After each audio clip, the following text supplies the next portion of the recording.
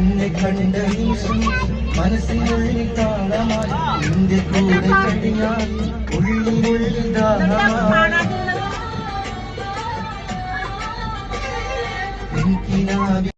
പാട്ടൊക്കെ പാടിക്കൊണ്ട് അങ്ങനെ ഞങ്ങളുടെ കൊടൈക്കനാൽ യാത്ര ഇവിടെ തുടരുകയാണ്. അങ്ങനെ ഞങ്ങൾ കൊടൈക്കനാൽ ടൗണിലെത്തി.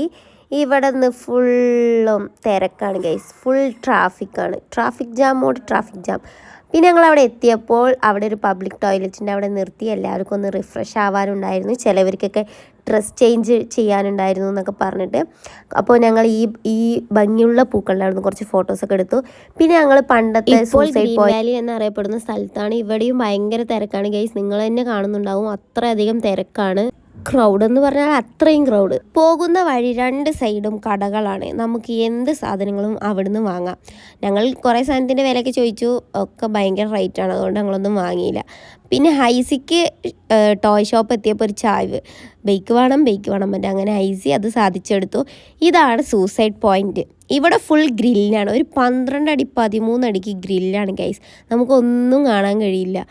ഇവിടുന്ന് അങ്ങോട്ട് കാഴ്ച കാണണമെങ്കിൽ ആ കോടൊന്ന് മാറണം, കോട നിറഞ്ഞ കൊടൈക്കനാലായിപ്പോയി, ഫുൾ കോടയായിരുന്നു. അപ്പോൾ എന്നാലും ഇത്ര കോടയൊന്നും നമുക്ക് നമ്മുടെ വീട്ടിലിരുന്നാൽ കാണാൻ പറ്റില്ലല്ലോ. അപ്പോൾ ഞങ്ങൾ ആ കോട ആസ്വദിച്ച് കണ്ട് ഞങ്ങൾ റിട്ടേൺ തിരിച്ചു, കാരണം കൂടുതൽ അവിടെ നിന്ന് കാണാനൊന്നും പറ്റില്ല, കോട നീങ്ങുന്നത് നോക്കിയിരുന്ന് നമ്മുടെ ടൈം പോകും. അങ്ങനെ പിന്നെ അവിടെ കുറേ കുതിരകളൊക്കെ ഉണ്ട്. അപ്പോൾ ഐസിക്ക് പൊതുവേ കുതിരനെ പേടിയില്ല, പക്ഷെ ആളുടെ മൂഡ് റെഡിയല്ല.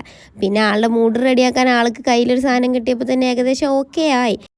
അടുത്തത് പോകുന്നത് ഗുണ കേവിലേക്കാണ്. എൻ്റെ മെയിൻ ലക്ഷ്യം ഇത് തന്നെയായിരുന്നു. അപ്പോൾ ഗുണ കേവിൻ്റെ വിശേഷങ്ങളുമായി അടുത്ത പാർട്ടിൽ കാണുന്നത് വരെ ബൈ. സബ്സ്ക്രൈബ് ചെയ്യാൻ മറക്കരുത്, സപ്പോർട്ടും ചെയ്യണേ. അപ്പോൾ ഓക്കെ, ബൈ.